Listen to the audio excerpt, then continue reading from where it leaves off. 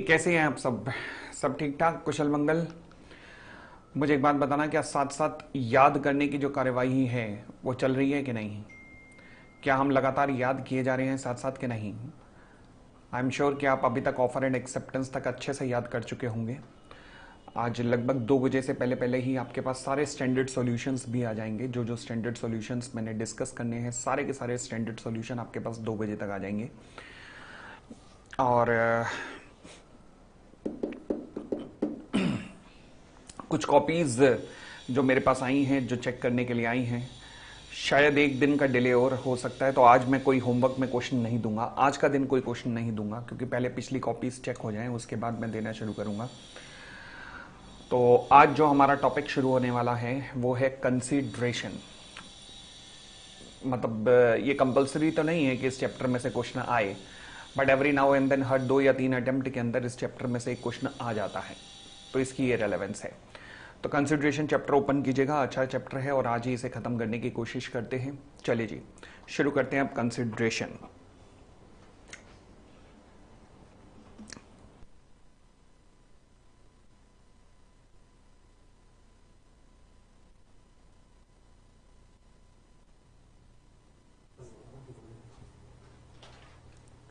जी, हम शुरू कर रहे हैं जी कंसिडरेशन। कंसिडरेशन की डेफिनेशन, अगेन मैं कहूंगा कंसिडरेशन की डेफिनेशन बहुत ज्यादा इंपॉर्टेंट है। जैसे आपने ऑफर एंड एक्सेप्टेंस के अंदर देखा कि प्रेजेंटेशन के लिए ऑफर की डेफिनेशन कितनी ज्यादा इंपॉर्टेंट थी, एक्सेप्टेंस की डेफिनेशन कितनी ज्यादा इंपॉर्टेंट थी। The same is the case with this consideration. तो कंसिडरेशन की डेफिनेशन भी बहुत ज्यादा इंपॉर्टेंट है, बहुत ज्यादा रेलेवेंट है, ये बात ध्यान रख लेना। ठीक है जी, चले। अब कंसिडरेशन क्या कहता है, कंसिडरेशन की डेफिनेशन मेरे साथ रिकॉल करो। अच्छा, क्योंकि ये इस पे चैप्टर, इस पे सवाल आने की संभावना है और इसलिए सेक्शन इसका याद रखना कंसिडरेशन की डेफिनेशन का। मेरे साथ बोलो section 2 clause D, section 2 clause D. ठीक है, खाली सेक्शन 2 क्लॉज डी मत लिख के आना, section 2 clause D of the Indian contract act 1872 underline किया, जैसे प्रेजेंटेशन में सिखाया था उस क्लास में भी। कंसिडरेशन का मतलब अब कैसे डिफाइन करेंगे, when at the desire of the promiser। अभी हम इनको तोड़ तोड़ के देखेंगे। promisee or any other person has done or abstained, does or abstain, promises to do or promise to abstain from doing something। तो ये जो एक्ट और एब्सटेनेंस है, ये क्या कहलाता है, कंसिडरेशन। अब इस डेफिनेशन को अगर मैं तोड़ के पढ़ना शुरू करूं तो मैं कह सकता हूं कि इसके फीचर्स कौन कौन से हैं। एनालिसिस ऑफ द कंसिडरेशन कहता है जी, पहला, consideration is an act doing something, यानी कि कंसिडरेशन में कुछ करने की बात की जा सकती है। अच्छा ठीक है जी, मैं तुम्हें फर्नीचर बेचना चाहता हूं, मैं नोरा में तुमसे विवाह करना चाहता हूं, ये सब कंसिडरेशन है। Yes, consideration is abstinence from doing something. अब इसका एग्जांपल भी याद कर लेना, इसका एग्जाम्पल भी ध्यान रखना कि यानी कि अगर कुछ ना किया तो भी कंसिडरेशन है, कुछ करने से मना किया तो भी कंसिडरेशन है। यस, एग्जाम्पल देख लेना। अभिषेक कहता है, प्रॉमिस करता है भारती को कि मैं तुम्हारे ऊपर केस फाइल नहीं करूंगा, जो तुमने अगर 1 लाख रुपए मुझे देना है वो मुझे पे कर दोगे तो मैं तुम्हारे ऊपर केस फाइल नहीं करूंगा। अभिषेक कुछ करने की बात कर रहा है, एब्सटिनेंस की, एब्सटिनेंस की। तो क्या ये वैलिड कंसिडरेशन है? हाँ, ये वैलिड कंसिडरेशन है। ठीक है जी, अगली बात कहते हैं कंसिडरेशन किसकी इच्छा पर होना चाहिए, प्रोमिसर की इच्छा पर होना चाहिए। किसकी इच्छा पर? प्रोमिसर की इच्छा पर। लो जी, यहां पर ये पॉइंट डिटेल में आता है, consideration must be eight the desire of the promisor. For example, बड़ी सीधी सी बात है कि मान लीजिए ये मकान है, ये मकान है, ये मकान है, ये मकान है। ठीक है जी, इस मकान में मिसेस राम खड़ी है, यहां राम खड़ा है, यहां जय खड़ा है। अब जय ने जैसे ही देखा मिसेस राम मकान के अंदर है, जिस मकान के अंदर है उसमें आग लगी हुई है, मिसेस राम अंदर है, ये कूदा, जोर से कूदा, बोला जोर से, बोला क्या बोला, भाभी माँ, और ये कहते हुए आग में कूद गया। मिसेस राम को बचा के लाया, राम के पास लाया, कहा राम भाई देखो मैं भाभी माँ को बचा लाया हूं। राम ने कहा अच्छा किया। जय ने कहा राम भाई पैसे। राम ने कहा एक बात सुन, मैंने तुझे कहा था कूद, मुझसे तू पैसे मांग रहा है, मैंने तुझे कहा था कूद? मैंने तो नहीं कहा था, मैं तो खुद यहां खड़ा था, तुझे किसने कहा था कूद? तो फिर अगर कूदा है, खुद अपनी इच्छा से कूदा है, इसे कहते हैं वॉलंटरी। वॉलंटरी में पैसे की इच्छा मत करो, क्यों? क्योंकि दुआएं मांगो, भाभी माँ से आशीर्वाद मांगो, बस पैसे की इच्छा मत करो। क्यों? क्योंकि मेरी तो इच्छा ही नहीं थी कि तू कूदे, तो तू ही कूदा है। तो consideration must move at the desire of the promisor. यानी कि अगर कंसिडरेशन आपने अपनी इच्छा से किया या फिर किसी थर्ड पार्टी की इच्छा से किया तो वो वैलिड कंसिडरेशन नहीं कहलाएगा, नहीं कहलाएगा। ठीक है जी। चले, यहां पर हालांकि केस है दुर्गा प्रसाद वर्सेस बलदेव का, बट जरूरत नहीं पड़ेगी, छोड़ सकते हो, कोई दिक्कत नहीं है। फिर आता है consideration may move from the promisee और एनी अदर पर्सन, ये बहुत रेलेवेंट है, इसका केस लॉ भी रेलेवेंट है। ये जरूरी नहीं कि कंसिडरेशन सामने प्रोमिसी की तरफ से ही आए, प्रोमिसी के बिहाफ पर कोई और भी कंसिडरेशन मूव कर सकता है। कैसे? फॉर एग्जाम्पल यहां पर बड़ा लैंडमार्क केस हुआ था चिनाया वर्सेस रामाया का। अब उस केस में हुआ क्या था सुनिएगा। मान लीजिए ये कोई है, क्या है क्या है, ये क्या है, हाँ जी, ये कोई जया जी हैं। अच्छा, इनकी बेटी है रेखा। जया ने रेखा को कहा कि रेखा देखो बेटी, आपको पता है कि मैं मरने वाली हूँ। रेखा ने कहा हाँ मम्मी, मेरे को उसी दिन का इंतजार है।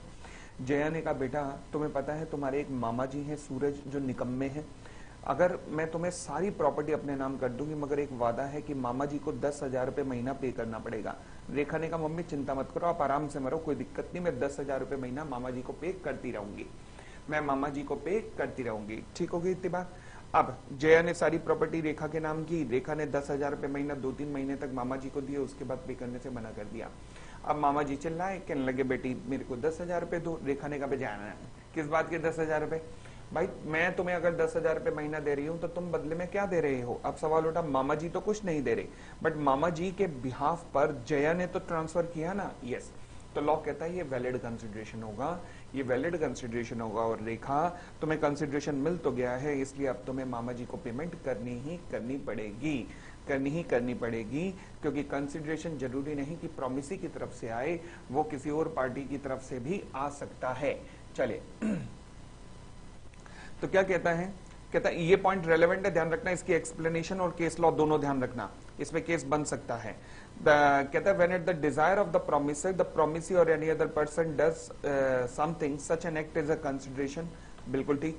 इन other word there can be a stranger to a consideration but not a stranger to a contract. ध्यान रखना, इस डेफिनेशन के ऊपर भी पूछ सकता है, ये इस लाइन के ऊपर भी सवाल बन सकता है कि there can be a stranger to a consideration. For example stranger to a consideration का मतलब क्या है कि क्या मैं कह सकता हूं रेखा और सूरज के बीच में जया जो है स्ट्रेंजर टू अ कंसिडरेशन है, मतलब एक आउटसाइडर है जो कि कंसिडरेशन ट्रांसफर कर रहा है किसको? रेखा को। यस, तो there can be a stranger to a consideration but not a stranger to a contract. Stranger to a contract नहीं हो सकता, but stranger to a consideration हो सकता है। ये सारी एक्सप्लेनेशन ध्यान रखना, बहुत रेलेवेंट है, ध्यान रखना। उसके बाद क्या कहता है? चिनाया वर्सेस रामाया, चिनाया वर्सेस रामाया। हाँ जी, अब इस केस का रेफरेंस जरूर देखना, जरूर देना, जरूर देना। अब यहां पर आप केस का रेफरेंस देंगे कैसे? अब ये दिक्कत है। देखो ये जो केस है ना, अगर आप एज इट इज कोट भी कराते हो ये तीनों की तीनों लाइनें, क्योंकि केस के पूरे फैक्ट्स नहीं लिखे, केस को समराइज करके लिखा हुआ है, केस के पूरे फैक्ट्स नहीं लिखे हैं, केस को समराइज करके लिखा हुआ है। तो फिर अगर आप इन लाइनों को लिख आते हो तो कोई दिक्कत नहीं होगी, कोई दिक्कत नहीं होगी, क्योंकि समरी में लिखा हुआ है, केस तो बहुत बड़ा था। In the case of Chinnaya versus Ramayya, an old lady made a gift of her property to her daughter with the direction to pay certain sum of money to the maternal uncle, मतलब मामा जी, maternal uncle, by the way of annuity। ठीक है जी। The daughter did not, daughter ने transfer नहीं किया, second para छोड़ सकते हो, कोई दिक्कत नहीं। हाउएवर पे the annuity and the uncle sued to recover it. It was held that there was sufficient consideration। जैसे ही ये लाइन लिखोगे it was held at, line तोड़ देना, अगली लाइन में आ जाना। There was sufficient consideration for uncle to recover the money from the daughter. बस ये केस लॉ ध्यान रखना, क्योंकि बहुत इस चैप्टर का सबसे इंपॉर्टेंट केस लॉ यही है। ठीक है जी। चले, क्योंकि अगर आपने इसमें इट वॉज हेल्ड डेट लिखना शुरू किया ना तो भी आपको कहानी एक्सप्लेन करनी पड़ेगी, अदरवाइज डिसीजन आप बना नहीं पाओगे यहां पर इस केस के अंदर, क्योंकि बताना ही पड़ेगा कि क्या कहानी बनी थी थोड़ी सी, तो इसलिए थोड़ा सा कहानी आपको इसमें बतानी पड़ेगी तभी बन पाएगा। ये प्रॉब्लम मुझे बाकी किसी केस लॉ में अभी तक नहीं आई, मगर इस केस लॉ में आ रही है। तो चिनाया वर्सेस रामाया ध्यान रखना, जो पैराग्राफ मार्क करवाए हैं ध्यान रखना। चले और आगे बढ़ते हैं। ये पॉसिबल है कि आपकी कॉपीज में मैंने इट वाज हेल्ड डेट करके कुछ लिखवाया हो, तो जिन्होंने कॉपीज से किया हुआ है, जिन्होंने कॉपीज से किया प्लीज वही लैंग्वेज को याद करेंगे, कोई दिक्कत नहीं। जिन्होंने कॉपीज से किया हुआ है वही लैंग्वेज याद करेंगे, वो चेंज नहीं करेंगे, कोई दिक्कत नहीं है। चले कॉपीज के अंदर वो चेंज करवा दिया होगा मैंने। फिर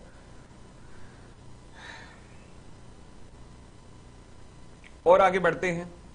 हाँ जी, फिर कहता है कंसिडरेशन में भी पास्ट और प्रेजेंट और फ्यूचर। कंसिडरेशन पास्ट में भी हो सकता है, डेफिनेशन में लिखा तो है when at the desire of the promisor, promisee और एनी अदर पर्सन, क्या लिखा है, बोलो मेरे साथ, क्या लिखा है, हैज डन और एब्सटेन्ड, तो यानी कि पास्ट कंसिडरेशन भी हो सकता है। फिर डज और एब्सटेन, प्रेजेंट भी हो सकता है। प्रोमिसेस टू डू और promises to abstain from doing something, यानी कि फ्यूचर कंसिडरेशन भी हो सकता है। ओके, तो कंसिडरेशन पास्ट में भी हो सकता है, कंसिडरेशन प्रेजेंट में भी हो सकता है, कंसिडरेशन फ्यूचर में भी हो सकता है। ठीक हो गई इतनी बात, कंसिडरेशन तीनों जगह हो सकता है। आगे बढ़ते हैं। इस पॉइंट के ऊपर भी सवाल बनने के बहुत ज्यादा चांसेस है, ध्यान रखना। Adequacy of a consideration not required, adequacy of consideration not required. For example, मान लीजिए मेरे हाथ में थी एक घड़ी, अब किसी ने मेरा पर्स मार लिया, मोबाइल मार लिया, मोबाइल भी चला गया, पर्स भी चला गया, मैं मजनूओं की तरह भटक रहा हूं एक अनजान जगह पर, पैसे भी नहीं है जेब में। तो अब मैंने क्या किया, मैंने वो घड़ी उठाकर, जो कि मैंने 10,000 रुपए में ली थी, मैं दुकानदार के पास गया, मैंने कहा 10,000 की घड़ी है, उसने कहा मैं दूंगा केवल 500 रुपए। मैंने कहा ऐसा न कर, नादान आदमी, ऐसा नाजायज फायदा मत उठा। उसने कहा चल 1,000 रुपए। अब मरता क्या ना करता, 10,000 की घड़ी अभी 2 दिन पहले ली है, परंतु पैसे की इतनी अर्जेंट जरूरत है कि मैंने उसे कहा ले यार चल तू 1,000 रुपए में दे दे।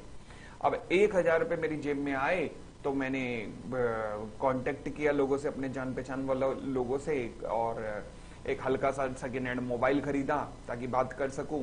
ये सारी सिचुएशंस को जन्म दिया गया। अब सवाल उठा, जब लाइफ रेगुलर हुई तो मैं उस दुकानदार के पास वापस पहुंचा। मैंने कहा भाई एक काम कर, ये जो तूने मुझे 1,000 रुपए में मेरी घड़ी ली थी ना, ले मुझसे 5,000 रुपए ले ले और मुझे वो घड़ी दे दे। उसने कहा नहीं नहीं नहीं नहीं नहीं, घड़ी मैं आपको नहीं दे सकता।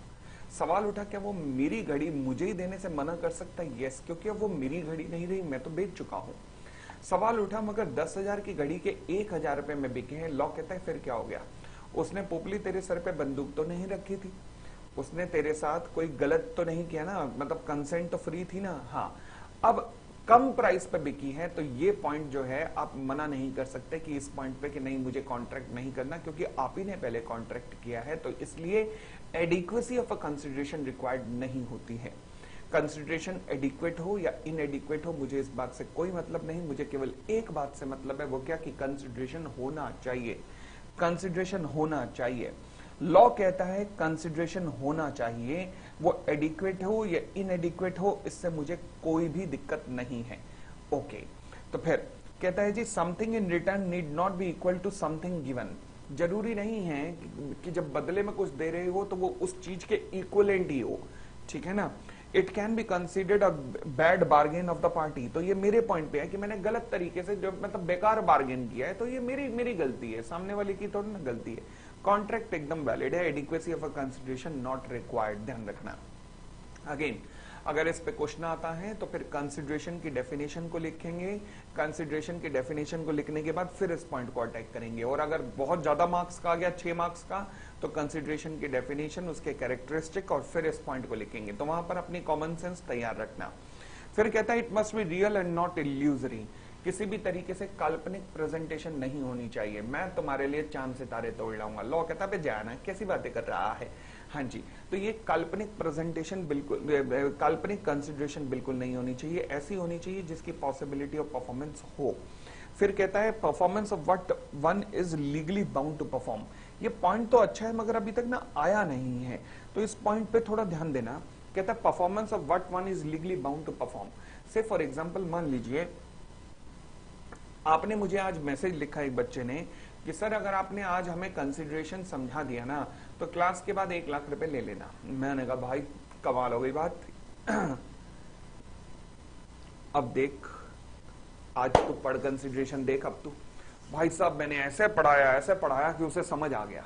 उसने कहा सर जिंदगी में पहली बार समझ आ रहा है, कसम से कह रहा हूं। मैंने कहा हाँ, तो फिर 1 लाख रुपए क्लास खत्म होते ही देगा या अगली क्लास में दे दियो, कोई दिक्कत नहीं। कहने लगा सर कौन से 1 लाख रुपए?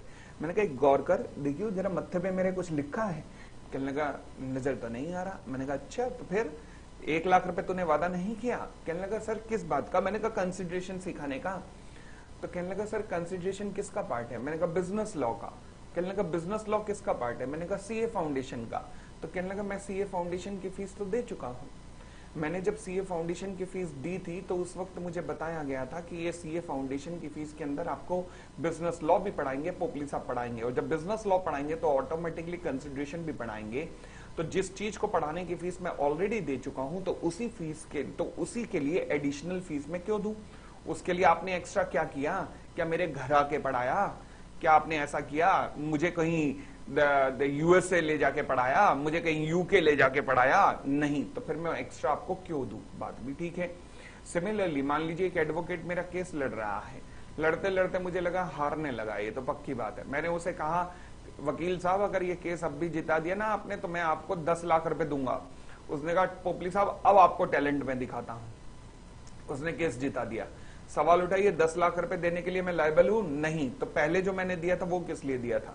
तो इसलिए सेम पॉइंट के लिए आप जब एडिशनल कंसिडरेशन मांग रहे हो तो वो वैलिड नहीं होगा। Performance of what one is legally bound to perform, यानी कि consideration must not be the performance of existing duty. मेरी एग्जिस्टिंग ड्यूटी थी आपको कंसिडरेशन सिखाना, तो उसके लिए मैं आपसे पैसे कैसे मांग सकता हूं? Performance of an act by a person who is legally bound to perform the same can not be a consideration for a contract. ध्यान रखना। क्लियर हो गई इतनी बात? आगे बढ़ते हैं। एग्जाम्पल, यहां पर एग्जाम्पल जरूर लिख सकते हो, जरूर लिख सकते हो, जरूर लिख सकते हो इसका एग्जाम्पल। फिर कहता है परंतु अगर कोई व्यक्ति ज्यादा करने को कहे, मतलब फॉर एग्जाम्पल मैं कहूं कि मैं तुम्हें अकाउंट्स भी सिखाऊंगा, तब मैं तुमसे एक्स्ट्रा मांग सकता हूं? यस, तब मैं तुमसे एक्स्ट्रा मांग सकता हूं, फिर वो कोई दिक्कत नहीं है। आप चाहो तो इसका एग्जाम्पल, ये वाला एग्जाम्पल भी लिख सकते हो। 2 एग्जाम्पल है, 2 में से कोई भी एक एग्जाम्पल लिख सकते हो, कोई दिक्कत नहीं है। अगली बात, कंसिडरेशन जो है लॉफुल होना चाहिए। लॉफुल कंसिडरेशन का मतलब क्या है? फॉर एग्जाम्पल मान लीजिए तुमने मुझे 50,000 रुपए दिए, मैंने तुम्हें अफीम बेच दी। मान लीजिए तुमने मुझे 20,000 रुपए दिए, मैंने तुम्हें चरस गांजा का सेवन करवाया। ये क्या हो क्या रहा है? लॉ कहता है कंसिडरेशन लॉफुल होनी चाहिए, उटपटांग चीजें नहीं होनी चाहिए। ध्यान रखना। ठीक हो गई इतनी बात? आगे बढ़ते हैं। देखो सवाल उठा कि सर क्या सवाल इस पे ऐसे आ सकता है कि define the different rules regarding consideration? बड़े कम चांसेस हैं, बहुत कम चांसेस हैं कि इस तरीके से आ जाए। जिस पॉइंट पे सवाल आ सकता है उसमें से थोड़ी सी पॉसिबिलिटी बनती है। पहले पॉइंट पे consideration must move at the desire of the promisor, बहुत ज्यादा पॉसिबिलिटी बनती है। सेकंड पॉइंट पे कंसिडरेशन में मूव फ्रॉम द प्रोमिसी और एनी अदर पर्सन। फिर बहुत ज्यादा पॉसिबिलिटी बनती है एडिक्वेसी ऑफ अ कंसिडरेशन पे। फिर बहुत ज्यादा पॉसिबिलिटी बनती है performance of what one is legally bound to perform. तो ये इनके ऊपर इंडिविजुअल केस पूछ सकता है, कंसिडरेशन में इसकी पॉसिबिलिटी ज्यादा बनती है। इनमें से किसी पे भी केस पूछे तो सबसे पहले शुरुआत कंसिडरेशन की डेफिनेशन से करनी है, तो इसलिए डेफिनेशन बहुत ज्यादा रेलेवेंट है। आई होप ये बात समझ गए होंगे अब आप। चले जी और आगे बढ़ते हैं। अच्छा एक और बात, कल से ना क्लास का टाइम एग्जैक्ट फिक्स हो गया 10 बजे। कल से सुबह 10 बजे की क्लास होगी, ये 11 बजे नहीं हो पाएगी। कल से 10 बजे की क्लास हुआ करेगी। 11 बजे हम लेट हो जाते हैं ज्यादा ही। चले फिर कहते हैं कंसिडरेशन एग्जीक्यूटेड भी हो सकती है, एग्जीक्यूटरी भी हो सकती है। बात तो ठीक है, वो क्या दिक्कत है? कोई दिक्कत नहीं है, एग्जीक्यूटेड भी हो सकती है और एग्जीक्यूटरी भी हो सकती है। बहुत ज्यादा रेलेवेंट पॉइंट नहीं है, फिर भी एक बार पढ़ लीजिएगा। सर क्वेश्चन यूट्यूब पे ही ले लीजिए कीजिए, तो क्वेश्चन यूट्यूब पे तो लिए थे, और क्या जान लेनी है बच्चे की अब? चलिए कहता है consideration which consist in the performance of an act is said to be executed. Executed कब माना जाता है? जब इसमें ऐसे प्रॉमिस आते हैं, it is said to be when it consist in a promise is said to be executory. The promise by one party may be the consideration for an act by some other party and vice versa. मतलब क्या है? ये language तो याद नहीं हो पाएगी, और अगर ये पॉइंट आ गया तो वैसे तो पॉइंट आएगा ही नहीं, मगर फिर भी अगर मान लीजिए उसने पूछ दिया डिफरेंट रूल रिगार्डिंग कंसिडरेशन, तो फिर इसमें क्या करूंगा? बात बड़ी सीधी सी है। कहता जी ए ने कंसिडरेशन पे, ए ने 5,000 रुपए पे किए बी को। अच्छा, एंड बी वादा कर रहा है, ए पे कर चुका है, यानी कि ए के पॉइंट से क्या है? एग्जीक्यूटेड। ए के पॉइंट से क्या है? Executed. And B promise to deliver, B के पॉइंट से क्या है? एग्जीक्यूटरी।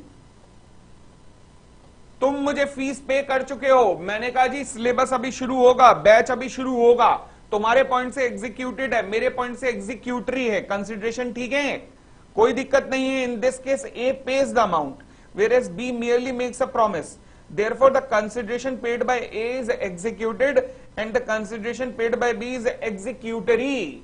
बस ये एग्जांपल याद रख लेना, बात चल जाएगी, कोई दिक्कत नहीं है। ठीक हो गई इतनी बात, आगे बढ़ते हैं।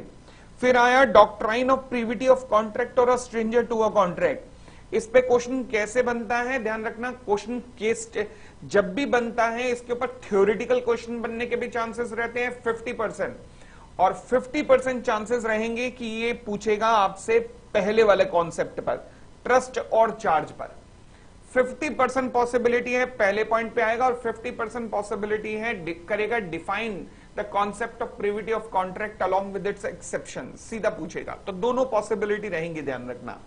अब सवाल उठा प्रीविटी ऑफ कॉन्ट्रैक्ट का मतलब क्या होता है। प्रीविटी ऑफ कॉन्ट्रैक्ट का मतलब होता है कि केवल कॉन्ट्रैक्टिंग पार्टीज ही एक दूसरे के ऊपर केस कर सकते हैं, कोई आउटसाइडर कॉन्ट्रैक्टिंग पार्टीज के ऊपर केस नहीं कर सकता है। से फॉर एग्जांपल अगर मान लीजिए मैंने नोरा से कहा, हे नोरा मैं तुमसे विवाह करना चाहता हूं, अब वो खुशी में नाचने लगी, मिल गया पोपली, मिल गया पोपली, मिल गया। अब हुआ क्या, विवाह का दिन था, वो तैयार बैठी थी, मैंने उसे फोन किया, मैंने कहा सॉरी नोरा मैं आ नहीं पाऊंगा। अब सवाल उठा उसके चोट लगी दिल पर, यस बिल्कुल लगी। श्रद्धा कपूर जो उसकी फ्रेंड थी उसने मेरे ऊपर केस कर दिया। अब एक बात सुन, मैंने तेरा क्या बिगाड़ा है भाई श्रद्धा, मैंने तो तेरा कुछ नहीं बिगाड़ा, मैंने तो नोरा को हाँ कहा था, फिर नोरा को ना कहा है। दिल किसका टूटा, नोरा का, तो केस कौन करेगा, नोरा। श्रद्धा तो बेगानी शादी में अब्दुल्ला दीवाना, ऐसे थोड़े ना हो सकता है। तो फिर तो यही डॉक्ट्राइन कहता है वो व्यक्ति जो कि पार्टी टू द कॉन्ट्रैक्ट नहीं है, वो कॉन्ट्रैक्टिंग पार्टीज के ऊपर केस भी नहीं कर सकता। ये तो हमारा जनरल रूल हो गया, ठीक है ना। चलिए अमित कुमार जी, वो क्लास मैंने YouTube पे ली थी और YouTube पे पढ़ी है, अभी भी पढ़िए, देख सकते हो। फिर आता है exception to the rule of privity of contract. Privity of contract की क्या क्या एक्सेप्शन है। पहली एक्सेप्शन है ट्रस्ट और चार्ज। मैं एक स्टोरी सुनाता हूं, रिकॉल कराता हूं, जिन बच्चों ने सुन रखी होगी क्लासेस में रिकॉल हो जाएगी, उससे पूरा कॉन्सेप्ट क्लियर हो जाता है। केस का नाम था ख्वाजा मोहम्मद वर्सेस हुसैनी बेगम। अब वो केस आपके यहां पर सिलेबस में तो नहीं रहा, मगर सुनना, केस सुनना।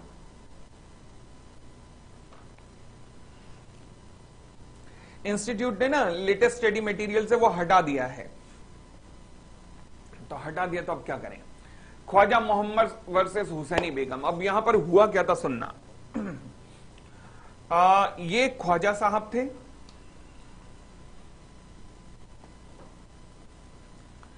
ये इनके बेटे थे रहमान, सॉरी ये इनके बेटे थे, दोस्त थे रहमान।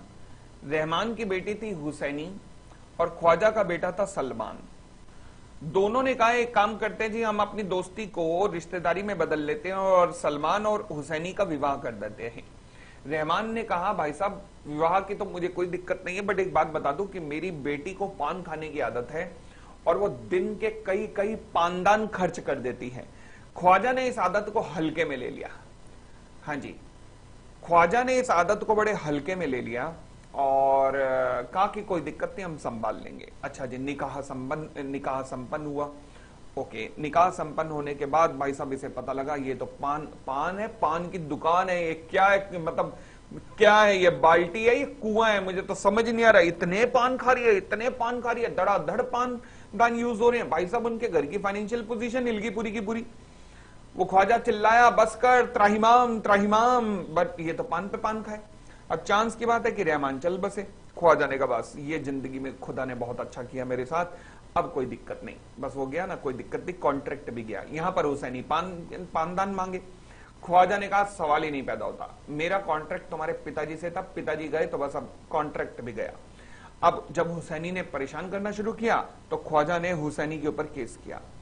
ख्वाजा ने कहा जज साहब मेरा कॉन्ट्रैक्ट रहमान के साथ था, रहमान के जाते ही कॉन्ट्रैक्ट खत्म। हुसैनी ने कहा सर ऐसे कैसे, इनका कॉन्ट्रैक्ट बेशक रहमान के साथ था मगर था तो मेरे लिए ना, मेरे लिए ही था ना।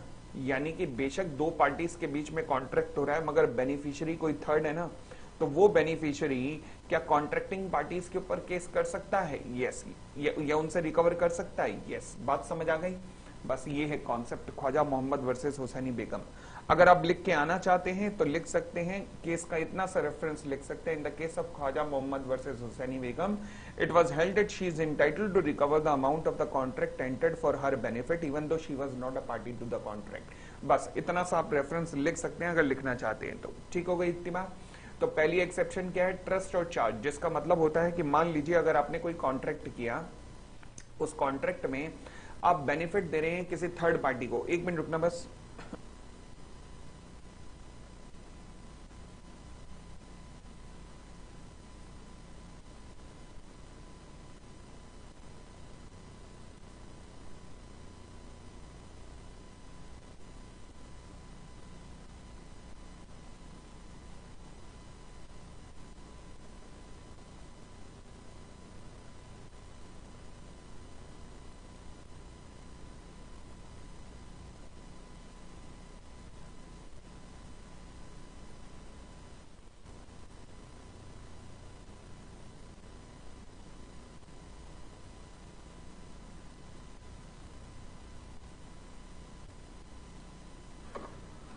तो ख्वाजा मोहम्मद वर्सेस हुसैनी बेगम। अच्छा, ट्रस्ट और चार्ज की बात बता रहा था कि दो पार्टीज के बीच में अगर कोई कॉन्ट्रैक्ट होता है जिसमें थर्ड पार्टी के बेनिफिट की बात की जाती है, तो इसे कहा जाता है थर्ड पार्टी के बेनिफिट के लिए ट्रस्ट क्रिएट करना। ट्रस्ट क्रिएट करना। अब वो जो थर्ड पार्टी है जिसके बेनिफिट की बात हो रही है उसे हम बेनिफिशियरी भी कह सकते हैं। क्या वो बेनिफिशियरी क्या इन कॉन्ट्रैक्टिंग पार्टी के ऊपर केस कर सकता है? यस, इन कॉन्ट्रैक्टिंग पार्टी के ऊपर वो केस कर सकता है। यही हमारा कॉन्सेप्ट था, यहां पर यही हमारा पॉइंट है, ट्रस्ट और चार्ज। ठीक है जी, चले जी। फिर आता है जी family arrangement. Family arrangement family arrangement बिल्कुल सेम कॉन्सेप्ट पे बेस्ड है, सेम कॉन्सेप्ट पे बेस्ड है बिल्कुल का बिल्कुल। फॉर एग्जाम्पल, मुकेश अंबानी और अनिल अंबानी ये दोनों अलग हुए, प्रॉपर्टी का बंटवारा हुआ। जब प्रॉपर्टी का बंटवारा हुआ तो उस टाइम दोनों ने कहा कि हम अपनी माता जी को 5 लाख रुपए महीना पे करेंगे। ठीक है जी। मुकेश अंबानी ने पे किए, मान लीजिए अनिल अंबानी ने पे नहीं किए, तो क्या माता जी अनिल अंबानी पे केस कर सकते हैं? यस सर, कॉन्सेप्ट तो वही हो गया ट्रस्ट और चार्ज का, कि दो लोगों के बीच में कॉन्ट्रैक्ट हुआ for the benefit of third party. Yes, इसी में फैमिली अरेंजमेंट भी लग गया है क्योंकि फैमिली के मेंबर्स के बीच में हुआ है। तो कॉन्सेप्ट तो फिर वही है कि अगर फैमिली मेंबर्स के बीच में कॉन्ट्रैक्ट हुआ और बेनिफिट किसी थर्ड पार्टी का हो रहा है तो वो थर्ड पार्टी स्यू कर सकती है। Yes, for example mother can sue, the answer is yes. यही फैमिली अरेंजमेंट का केस भी बिल्कुल सेम पार्टीज पे, बिल्कुल सेम पार्टीज पे। तो ये जो ब्रदर वाला एग्जांपल है आप ये कोट कर सकते हैं। ठीक हो गई इतनी बात। जब फैमिली अरेंजमेंट का है ना तो ट्रस्ट और चार्ज वाला कॉन्सेप्ट भी लिख सकते हैं, कोई दिक्कत नहीं। फिर कहता है in case of a certain marriage और कॉन्ट्रैक्ट अरेंजमेंट, बिल्कुल अगेन डिप्टो सेम कॉन्सेप्ट पे बेस्ड है। फॉर एग्जांपल, अब हुआ क्या था कि एक पति ने अपने ससुर साहब को कहा कि आप मेरी वाइफ को ले जाइए, क्योंकि वाइफ क्यों क्या करती थी, यानी कि अपनी बिटिया को ले जाइए, क्योंकि इनकी बिटिया क्या करती थी, रोज धुनाई करती थी। केस का नाम था द्रौपदी वर्सेस जसपत रॉय। अब जसपत रॉय जो है वो रेगुलर अपनी वाइफ से मार खाते थे, डेली, कोई ब्रेक नहीं मिलता था, डेली, मतलब संडे को भी छुट्टी नहीं होती थी। एक दिन परेशान होकर इन्होंने अपने ससुर को बुलाया और कहा ले जाओ ले जाओ ले जाओ, इसे यहां से ले जाओ, बहुत पिट चुका हूं मैं। ससुर साहब ले तो गए, बट उन्होंने कहा भाई साहब इसका खर्चा कौन देगा? और जसपत रॉय ने कहा मैं अपने किडनी बेच दूंगा मगर मैं इसका खर्चा दूंगा। भाई मैं पिट नहीं सकता और ज्यादा अब अफोर्ड नहीं कर सकता। अब हुआ क्या कि ससुर साहब ले गए और इन्होंने कंपनसेशन देना शुरू किया। बट फिर फैमिली मेंबर्स ने समझाया कि भाई क्या कर रहा है तू, थोड़ा ताकत ला अपने में, हिम्मत ला, हॉर्लिक्स पी, कॉम्प्लेन पी, बॉर्नविटा पी, क्या घबरा रहा है तू, चिंता मत कर। भाई साहब इसके अंदर थोड़ा ओवरडोज चला गया कॉम्प्लेन का। इसने क्या हुआ, ससुर साहब मर गए तो इसने पैसे देने से मना कर दिया। वहां से द्रौपदी का फोन आया पत्नी का कि वो ये पैसे भेज रहा है या आऊं और धुनाई करूं? इसने कहा मैं नहीं दूंगा। भाई साहब इसके अंदर अचानक से मतलब शाकाल जाग गया कि नहीं मैं तो नहीं दूंगा पैसे, अब क्या करें?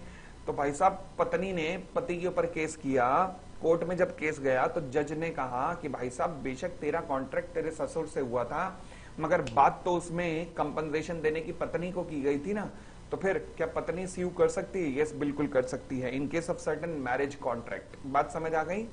चलिए जी आगे बढ़ते हैं। फिर कहता है जी acknowledgement of the payment. Acknowledgement of the payment का मतलब क्या होता है? देखो जी, आपने मुझे पेमेंट देनी थी, आपने रामलाल को दी थी, रामलाल ने मुझे कहा हाँ पोपली साहब मेरे पास पेमेंट आ गई है। मैंने कहा ठीक है रामलाल जी, मैंने तुम्हें कहा डन डन, कोई दिक्कत नहीं, पेमेंट रामलाल के पास आ गई है, ठीक है। पेमेंट तुमने देनी थी, तुमने रामलाल को दी, रामलाल ने मुझे एक्नॉलेज कर दिया कि पोपली साहब पेमेंट आ गई है, ठीक है। रामलाल मुझे पेमेंट ही नहीं दे रहा अब तो मैं रामलाल से रिकवर कर सकता हूं? यस। हालांकि मेरे तुम्हारे बीच में कॉन्ट्रैक्ट हुआ था, पर तुमने रामलाल को पेमेंट दी, रामलाल ने मुझे एक्नॉलेज कर दिया पोपली साहब तुम्हारे भी पर पेमेंट आ गई है, मगर अब वो रामलाल मुझे नहीं दे रहा, तो क्या मैं रामलाल पे केस कर सकता हूं? Yes, this is called acknowledgement of the payment. ये तो रियल लाइफ में होता ही रहता है ना, ये तो रियल लाइफ में होती ही रहती है, तो कोई दिक्कत नहीं है। चले, अच्छा एक केस हुआ है, एक क्वेरी आ रही है शरणदीप कौर की सर चिन्नैया वर्सेस रमैया में भी तो ट्रस्ट और चार्ज ही हुआ है। नहीं नहीं नहीं नहीं नहीं, वहां पे चिन्नैया वर्सेस रमैया में ट्रस्ट और चार्ज नहीं हुआ। वहां पर क्या कह रहा है कि एक पार्टी दूसरी पार्टी को प्रॉपर्टी ट्रांसफर करते की कंडीशन लगा रही है कि मैं तुम्हें प्रॉपर्टी इसलिए दे रहा हूं क्योंकि तुम ये मामा जी को पेमेंट करती रहोगी। यानी कि वहां पर एक कंसिडरेशन प्रॉपर मूव हो रहा है, प्रॉपर कंसिडरेशन मूव हो रहा है और सारी पार्टीज के बीच में आपस में कॉन्ट्रैक्ट हुआ है। जया, रेखा, रेखा, सूरज, मतलब आपस में कॉन्ट्रैक्ट है, ठीक है ना। बट जब हम इस तरीके से ट्रस्ट और चार्ज की बात करते हैं तो ट्रस्ट और चार्ज में क्या हुआ है, वहां पे तो कोई इस तरीके से मैं कह सकता हूं कि ये जो हुसैनी बेगम थी इसके पिताजी ने तो कोई अमाउंट दिया नहीं था, ट्रांसफर नहीं किया था कि लो जी मेरी बेटी को ट्रांसफर पेमेंट करते रहना, ऐसा तो नहीं हुआ था। शादी की एक कंडीशन थी, ठीक है ना, तो वो केस अलग है, वो थोड़ा अलग बनता है उससे। इन the case of assignment of a contract. अच्छा, अब ये असाइनमेंट का मतलब क्या होता है समझना, थोड़ा सा कॉन्सेप्ट थोड़ा टेक्निकल है, ध्यान से समझना। हुआ क्या कि ये कोई सेलर है, ये बायर है। सेलर ने गुड सोल्ड किए 1 लाख रुपए के, ये राम है जो कि क्रेडिटर है किसका, सेलर का। ओके, अब राम ने एस को फोन किया भाई मेरे पेमेंट दे, एस ने बी को फोन किया भाई मेरी पेमेंट दे। बट एस के दिमाग में आया कि यार ये मुझे देगा, मैं इसे दूंगा, इससे अच्छा डायरेक्ट कहता हूं कि तू इसे ही दे दे। भाई ये सही नहीं रहेगा कि डायरेक्ट तू सीधा इसे देना, भाई मुझे क्यों दे रहा है। बात तो ठीक है, कोई दिक्कत भी नहीं है। अब मगर एक काम हुआ, इन सब पार्टीज ने क्या किया, आपस में कॉन्ट्रैक्ट किया। उस कॉन्ट्रैक्ट में क्या लिखा गया कि एस अपना राइट ट्रांसफर कर रहा है टू राम। साइन किए एस ने, साइन किए राम ने। ये एग्रीमेंट रिटर्न एग्रीमेंट बनाया गया, प्लस प्रॉपर रजिस्टर्ड हुआ, यानी कि स्टैम्प पेपर के ऊपर हुआ।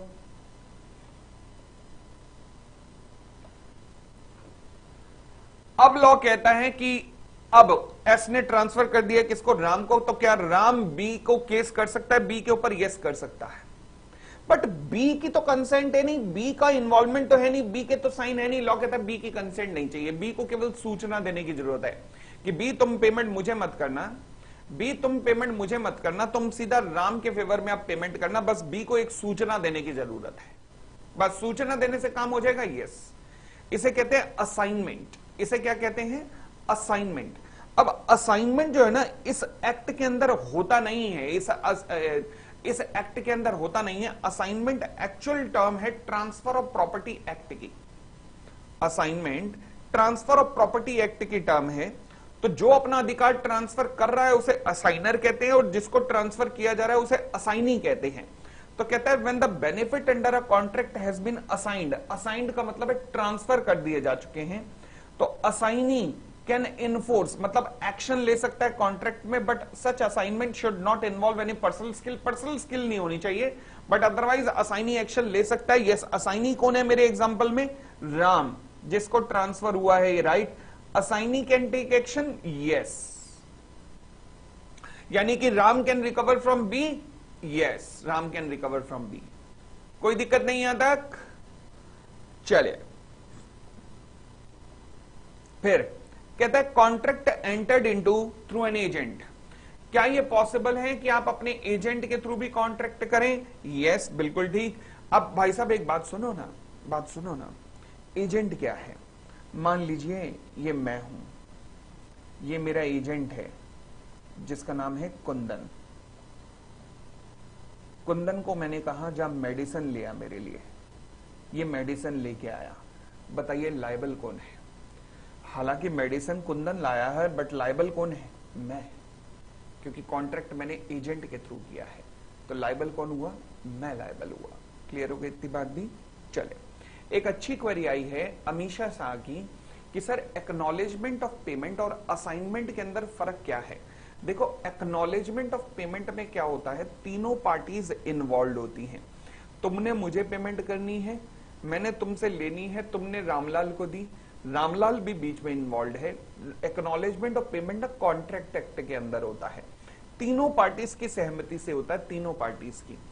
Assignment transfer of property act में होता है, जो कि यहां पर अब डिटेल में नहीं लिखा हुआ, बस इतना सा छोटी सी टर्म असाइनमेंट लिखी है।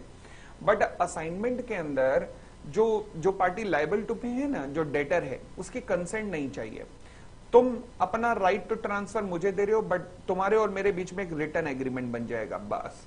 तो एक्नॉलेजमेंट ऑफ पेमेंट और असाइनमेंट के बीच में ये फर्क होता है। ठीक है जी, चले। अच्छा, फिर एक क्वेरी आई है कि पर्सनल लायबिलिटीज को छोड़कर, पर्सनल स्किल्स को छोड़कर, फॉर एग्जांपल मान लीजिए मैंने ना किसी क्लास के अंदर एक घोड़े की शक्ल बनाई। ओ भाई साहब, तुमने जैसे ही घोड़ा देखा तुमने कहा भाई, अरे घोड़ा जो बनाओ तो वो पोपली सर से बनवाओ, वरना मत बनाओ। जैसे ही तुमने ये घोड़ा बनाया हुआ देखा मेरे द्वारा, तुमने कहा सर हमें भी इस लेवल का एक घोड़ा चाहिए। ओह, एक टांग रह गई, ये रही, हाँ जी। तुमने कहा सर मुझे भी इस लेवल का एक घोड़ा चाहिए। मैंने कहा बन जाएगा, मगर बनाने में बड़ा टाइम लगता है। तुमने कहा सर कोई दिक्कत नहीं, मगर हमें चाहिए ही चाहिए। मैंने कहा ठीक है।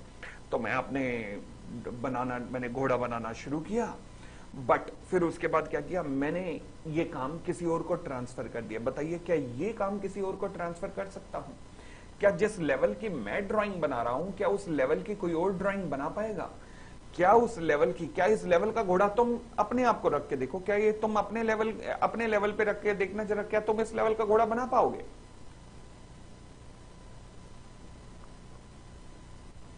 नहीं।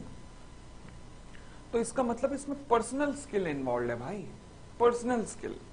तो इसलिए पर्सनल स्किल वाले कॉन्ट्रैक्ट जो है असाइन नहीं हो सकते। ठीक है, आगे। इन the case of covenant running with the land, covenant का मतलब होता है terms and condition. For example, मेरे पास ना बहुत बड़े बड़े 2 प्लॉट हैं हरिद्वार के अंदर, बहुत बड़े बड़े प्लॉट हैं, 2000 गज पहला प्लॉट, ये 2000 गज दूसरा प्लॉट। मैं यहां पर रिटायरमेंट की जिंदगी जीना चाहता था, तो मैंने यहां पर अपना प्यारा सा सपनों का फार्म हाउस बना दिया। छोटी सी नदी जाती थी, बड़ी फुर्सत के पलों में जिंदगी जी रहा था कि अचानक पैसे की जरूरत पड़ी। तो मैंने कहा ये सेकंड वाला बेच देता हूं, इसका क्या करूंगा इतने बड़े का, सेकंड वाला बेच देता हूं। बेचते हुए मैंने एक कंडीशन लगा दी। मैंने कहा जी ये लैंड मैं बेच रहा हूं, मगर एक कंडीशन के साथ में कि कभी भी कोई भी इस लैंड पर किसी भी तरीके की फैक्ट्री नहीं खोलेगा। ये लैंड केवल रहने के लिए यूज हो सकती है, खेतीबाड़ी के लिए यूज हो सकती है, मगर इसमें कभी भी कोई फैक्ट्री नहीं ओपन करेगा। क्या मैं कह सकता हूं मेरे आगे जितनी भी सेल होंगी सब में ये कंडीशन चलती रहेगी? यस। कभी कोई भी इसमें फैक्ट्री ओपन नहीं कर सकता, नहीं कर सकता। मान लीजिए मैंने सेल की बायर को, बायर ने सेल की रामलाल को, रामलाल भी अगर इस पे फैक्ट्री खोलने की कोशिश करे तो सेलर क्या रामलाल पे केस कर सकता है? बिल्कुल कर सकता है, बिल्कुल कर सकता है। तो covenant running with the land ये है, in case of covenant running with the land. ठीक है जी। The person who purchase the land इस नोटिस के साथ कि owner of the land is bound by certain duties affecting the land कि जो भी इस लैंड का ओनर बनेगा उसकी सर्टेन ड्यूटीज रहेंगी। फॉर एग्जांपल वो वहां पे फैक्ट्री नहीं खोल सकता। The covenant affecting the land में be enforced by the successor of the seller. तो कोविनेंट अफेक्टिंग द लैंड, ये जो भी आपकी कोविनेंट है, जो टर्म है जो लैंड के ऊपर लिखी गई है, इस पे एक्शन लिया जा सकता है किसी के ऊपर भी। सक्सेसर ऑफ द सेलर के ऊपर भी एक्शन लिया जा सकता है, यस लिया जा सकता है। आप सीधा अगर ये नहीं याद कर पा रहे ये लैंग्वेज को, तो सीधा अगर ये पॉइंट आ जाए covenant running with the land, तो ये जो बोल्ड में एग्जांपल जो मैंने अभी दिया, ये सारा एग्जांपल ये लिखा हुआ है। आप ये एग्जांपल ध्यान रख लेना, और मैं ये रिकमेंड करूंगा एग्जांपल ध्यान रख लेना, क्योंकि लेंथ भी मैनेज हो जाएगी covenant running with the land में। ठीक है जी, चले आगे बढ़ते हैं। फिर आता है exception to the rule that no consideration no contract. देखो जी, कॉन्ट्रैक्ट की डेफिनेशन में ही आता है एग्रीमेंट प्लस एनफोर्सेबिलिटी, और एग्रीमेंट की डेफिनेशन में आता है कंसिडरेशन। तो इसका मतलब वैलिड कॉन्ट्रैक्ट बनने के लिए क्या कंसिडरेशन होना जरूरी है? हाँ, बिना कंसिडरेशन के कॉन्ट्रैक्ट नहीं होगा। बट लॉ कहता है कि कुछ ऐसी सिचुएशन हो सकती हैं जहां बिना कंसिडरेशन, बिना कॉन्ट्रैक्ट के, सॉरी, बिना कंसिडरेशन के भी वैलिड कॉन्ट्रैक्ट हो सकता है। अच्छा, वो कैसे? For example, agreement made on account of the natural love and affection. Natural love and affection में भी बिना कंसिडरेशन के भी कॉन्ट्रैक्ट वैलिड होगा। फॉर एग्जाम्पल कैसे? राम, रिया दोनों एक दूसरे की मोहब्बत में डूब से चुके थे। अचानक एक दिन रिया ने कहा, राम, इतनी मोहब्बत की मैंने तुमसे, क्या मिला मुझे? बोलो क्या मिला? राम ने कहा, क्या चाहती हो? रिया ने कहा, वो जो तुम्हारा दिल्ली वाला घर है ना, फ्लैट, वो मेरे नाम कर दो। राम ने कहा, अच्छा ले, आई राम सन ऑफ दीनानाथ चौहान, मैं पूरे होशोवास में अपना ये फ्लैट रिया के नाम करता हूं। राम, रिया, लो जी, हो गया काम। ठीक है जी। ये बात राम की वाइफ मिसेस राम को पता लग गई। भाई साहब, राम को फुर्सत के पलों में पेला गया पकड़ के। अब और डायरेक्शन दी गई कि जाओ और जाके पहले ये प्रॉपर्टी के पेपर वापस लेके आओ। राम पहुंचा रिया के पास। रिया, रिया बहुत पिटाऊं, कसम से कह रहा हूं बहुत पिटाऊं, ये प्रॉपर्टी के पेपर वापस दे दो। रिया ने कहा, ऐसा नहीं होता। अब राम, जब रिया अटक गई तो राम भी अटक गया। उसने कहा, अच्छा ऐसा नहीं होता। सुनो, फिर कॉन्ट्रैक्ट कहता है कि कंसिडरेशन होना चाहिए। जब मैंने तुम्हें अपनी प्रॉपर्टी दी तो तुमने मुझे क्या दिया? अच्छा, अब रिया ये नहीं कह सकती कि मैंने तुम्हें प्यार किया। अबे प्यार की कोई कीमत होती है? मैं कहीं जाके कह सकता हूं मुझे 250 ग्राम प्यार दे दो प्लीज, हो सके तो आधा किलो दे दो आज, ऐसा कैसी कैसी बातें करते हो? तो फिर तो राम ने कहा, रिया, मैंने तुम्हें जब फ्लैट दिया तो बदले में तुमने क्या दिया? रिया ने कहा, मैंने तुम्हें प्यार किया है। राम ने कहा, जाना प्यार किया है, कुछ और बता क्या दिया? रिया ने कहा, अच्छा, मगर ये एक्सेप्शन में फॉल हो गया, मुझे तो देने की जरूरत ही नहीं पड़ रही कुछ, क्योंकि ये तो एक्सेप्शन में फॉल हो गया।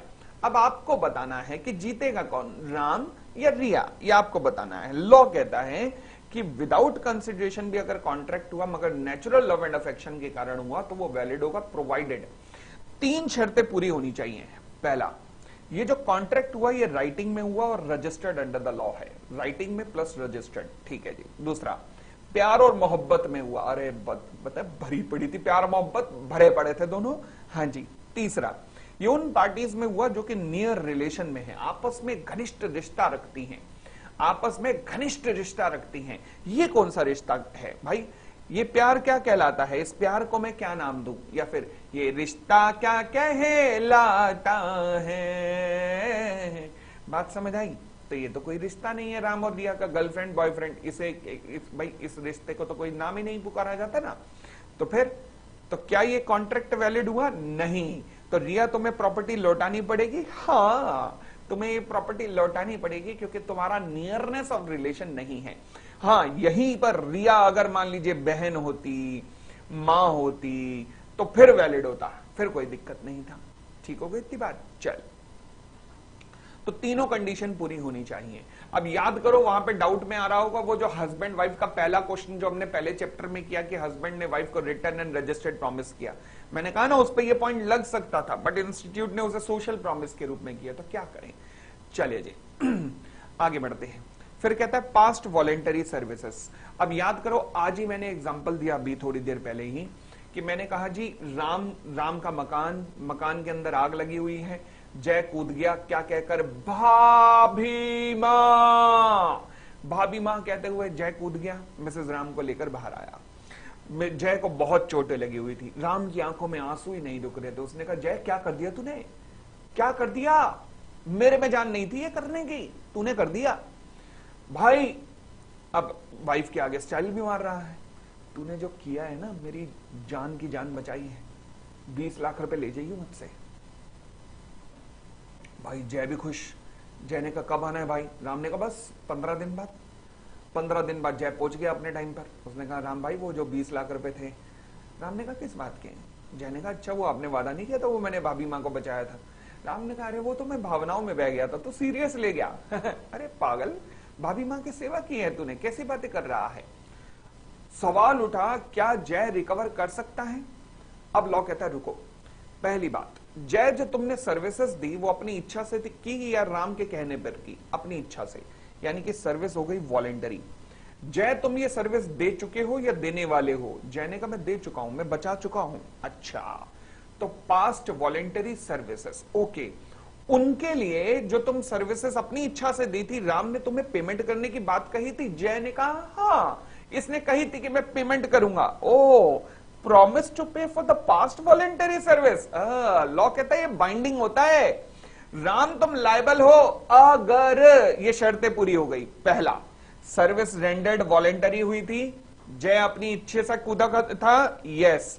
सर्विसेज राम तेरे लिए दी गई, तेरी वाइफ को ही तो बचाया गया है नालायक। तो फिर याद कर, 7 फेरे लेते हुए कसमें खाई थी मैं तुम्हारी रक्षा करूंगा। तो फिर क्या तुम्हारे लिए सर्विस दी गई, yes. Promisor must have intended to compensate the promisee, promisor ने वादा किया था प्रोमिसी को पे करने का, यस। ये तीनों कंडीशन पूरी, तो राम अब तुम लायबल हो, यस अब तुम लायबल हो जय को पेमेंट करने के लिए। बताइए जी सर, रिटर्न होना जरूरी नहीं है, रिटर्न होना जरूरी नहीं है, सबूत चाहिए, क्योंकि कॉन्ट्रैक्ट ओरल भी हो सकता है ना। बस अगर तुम्हारे पास सबूत है, 10 लोगों के बीच में तुमने कहा है तो बात बन गई। समझ आया कि नहीं, बोलो ना हाँ।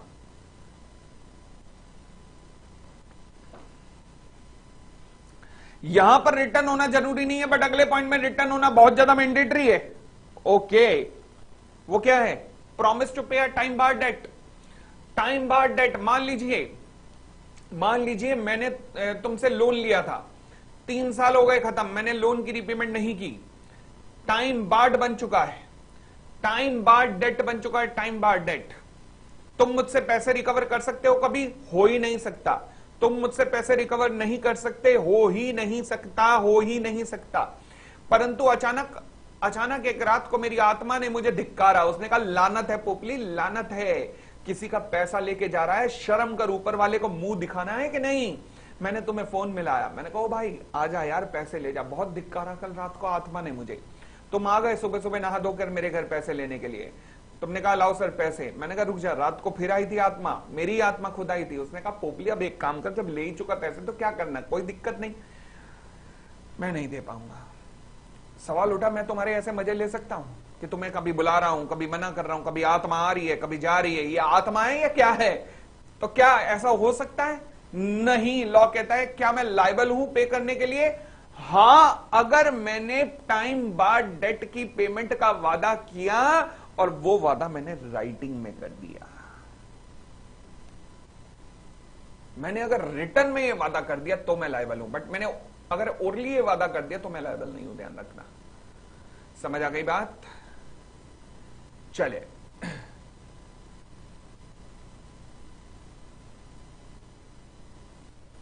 हाँ जी शीला धीराज जी, आशीर्वाद है बेटा, डोंट वरी, सीए फाइनल का पेपर है आपका, जाओ जाओ, विजयी भव, विजयी भव, शाबाश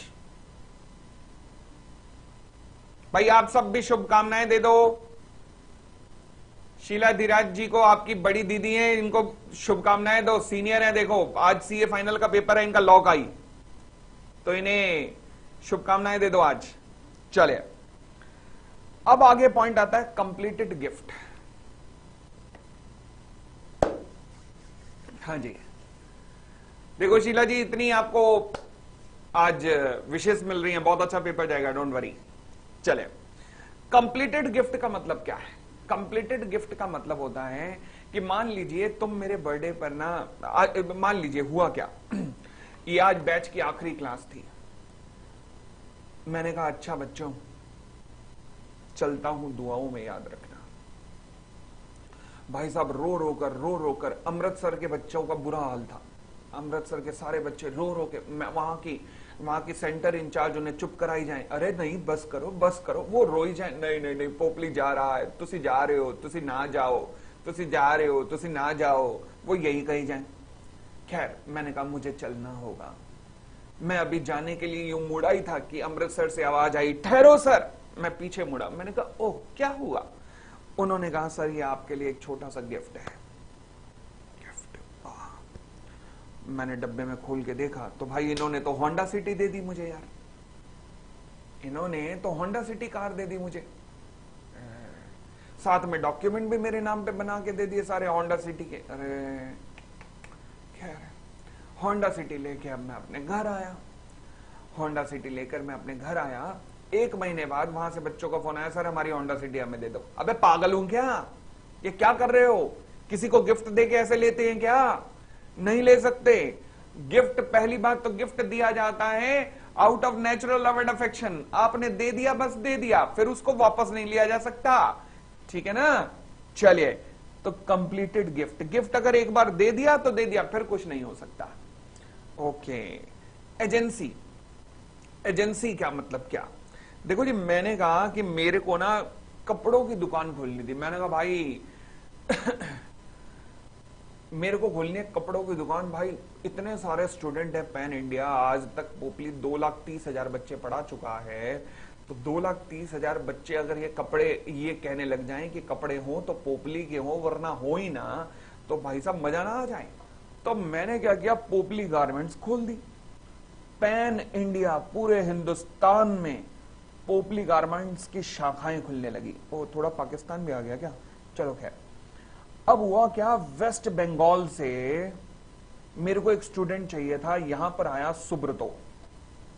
उसने कहा सर मैं आपका स्टूडेंट, मैं आपका एजेंट बनूंगा, बंगाल में देखो आपके कपड़े में कैसे बिकवाता हूं मैं। अच्छा, जीपीएस पे मेरी लोकेशन ये रही, मैं यहां बैठा हूं दिल्ली में। मैंने सुब्रतो को कहा जा तू मेरा एजेंट है। ये नालायक लंबी लंबी फेंक के गया था कि देखो देखो मैं आपका माल कैसे बिकवाता हूं, कभी नहीं बिकवा पाया। तो फिर इसे मैंने कोई कमीशन भी नहीं दी। एजेंट को कंसिडरेशन किस फॉर्म में मिलता है? कमीशन में। कमीशन कब मिलती है? काम होने के बाद। जब काम करेगा तो कमीशन मिलेगी, ठीक है ना? तो इसने कभी कोई काम ही नहीं किया तो कोई कमीशन भी नहीं मिली। बट इसके और मेरे बीच में कॉन्ट्रैक्ट तो फिर भी हुआ था, एजेंसी का कॉन्ट्रैक्ट, तो फिर उसमें कंसिडरेशन कहां है? नहीं है। लॉ कहता है एजेंसी का कॉन्ट्रैक्ट, जब आप किसी को एजेंट बनाते हो तो उस वक्त कोई कंसिडरेशन नहीं होता, क्योंकि यहां पर एजेंसी में कंसिडरेशन बाद में आता है, बाद में, और वो भी शायद आए, अगर उसने काम किया तो आए, ना किया तो ना आए। तो agency, no consideration required in order to create an agency. Agency को क्रिएट करते हुए कोई कंसिडरेशन नहीं चाहिए होता। Similarly bailment. बेलमेंट का मतलब क्या होता है? देखो जी, बेलमेंट का मतलब है जब मैं आपको अपनी गुड्स थोड़े टाइम के लिए दे रहा हूं कि वापस कर देना। फॉर एग्जांपल मान लीजिए अब 14 फरवरी आ गया, पवित्र पावन त्योहार, जहां पे हर भाई बहन की कलाई को ढूंढ रहा होता है ताकि उस कलाई को पकड़ के घूमने जा सके, और बहन भी भाइयों की कलाइयां देख रही होती है। आजकल तो लड़कियां ज्यादा एडवांस हो गई हैं, मैंने देखा है। आजकल लड़के शर्मा रहे हैं, कन्याएं घुमा रही हैं।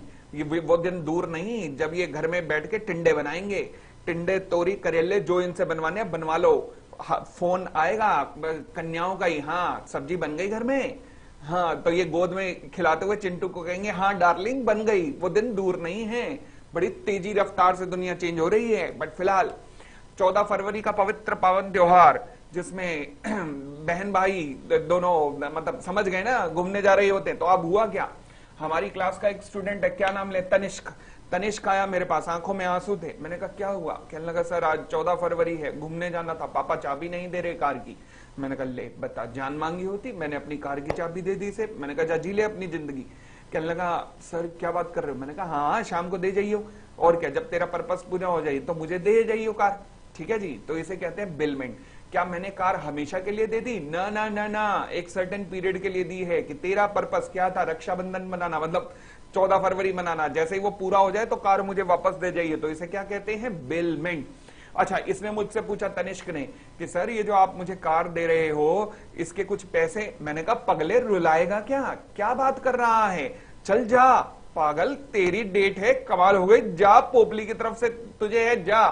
अब सवाल उठा, बेलमेंट हुआ यानी कि मैं अपनी चीज किसी और को दे रहा हूं किसी पर्पस के लिए, मगर मैंने उससे पैसे भी नहीं लिए, यस, मगर ये वैलिड कॉन्ट्रैक्ट है, यस। अच्छा, वेंकटा साई कहते हैं सर 14 फरवरी को तो वैलेंटाइन डे होता है ना। और यार ये बच्चा कितना शरीफ है, और भाई तू अपने नाम के आगे ना संत घोषित करवा दे, तू अपने नाम के आगे संत लिखवा दे, ये कितना शरीफ है।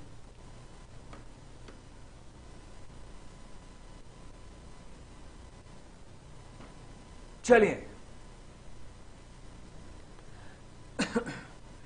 फिर आता है चैरिटी। अच्छा, इस पॉइंट पे सवाल बनेगा ना तो परेशान करेगा थोड़ा, चैरिटी वाला समझो।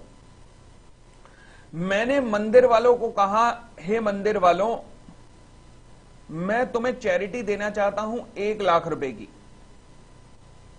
मैंने फोन पे कहा, अगले दिन वो आ गए पैसा मांगने के लिए मैंने कहा कैसे लगा मेरा मजाक, मैं थोड़ा ना देना चाहता था, मैं तो मजाक कर रहा था। सवाल उठा क्या वो मुझसे रिकवर कर सकते हैं? नहीं, नहीं रिकवर कर सकते, ओके। मगर मैंने मंदिर वालों को कहा, मंदिर वालों मैं तुम्हें चंदा देना चाहता हूं, तुम कंस्ट्रक्शन शुरू करो। उन्होंने कंस्ट्रक्शन शुरू कर दिया, अब वो मेरे पास आए, मैंने मना कर दिया, अब मैं मना नहीं कर सकता, अब मैं लायबल हूं, क्योंकि मेरे कहने पर उन्होंने आगे लायबिलिटी इनकर कर ली है। If the promisee undertake the liability, मंदिर वालों ने लायबिलिटी इनकर कर ली on the promise of the person to contribute to charity, there the contract shall be valid. ठीक हो गई इतनी बात? चलिए अब इसके क्वेश्चंस हैं, ये सारे क्वेश्चंस आज आपने अटेम्प्ट करने हैं, मगर कॉपीज उन 15 बच्चों की चेक होगी जिनका नाम आज की लिस्ट में आएगा। आज रात को, पहले आज शाम को है, आज किसका 6 बजे रखा है, हाँ आज 6 बजे रखें। एक बात मुझे बता दीजिए, 6 बजे सूटेबल है या 9 बजे? जिन बच्चों को लिस्ट में नाम दिया था 6 या 9? 9 बजे रखते हैं, तो 9 बजे, आज 9 बजे होगा उन बच्चों की जिनका पिछली लिस्ट में नाम आया था। अब मैं 2 क्वेश्चन दे रहा हूं और मैं बता रहा हूं कि किस किस को सॉल्व करने हैं, वो आज रात तक आ जाएगा। 15 बच्चों का नाम दूंगा उस लिस्ट में।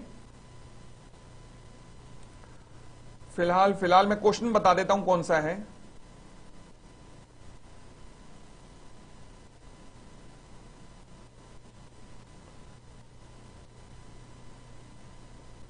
नहीं, इनमें से कोई नहीं है।